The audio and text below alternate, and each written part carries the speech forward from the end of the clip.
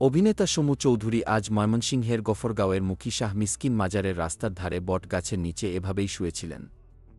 তার এই শুয়ে থাকার ছবি পোস্ট করে একজন লেখেন, মনে হচ্ছে উনি মানসিক ভারসাম্য হারিয়ে ফেলেছেন।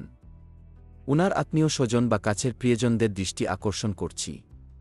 আপনারা চলচ্চিত্রের এই গুণী ব্যক্তিটিকে সাহায্য করতে চাইলে সবাই শেয়ার করে দেবেন, উনি যেন উনার প্রিয়জনদের কাছে সহি সালামতে পৌঁছাতে পারেন। মুহূর্তেই সমু চৌধুরীর এই ছবি ভাইরাল হয়ে পড়ে। অনেকেই মনে করেছিলেন এটি শুটিংয়ের ছবি, কিন্তু তা নয়। আসলেই সমু চৌধুরী মানসিকভাবে অসুস্থ হয়ে মাজারের নিচে শুয়েছিলেন।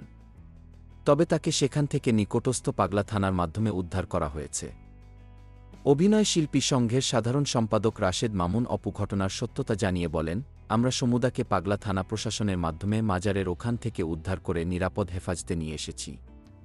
ঢাকা থেকে আমাদের একটি দল যাচ্ছে। যত দ্রুত সম্ভব উনাকে ঢাকায় এনে চিকিৎসার ব্যবস্থা করছি।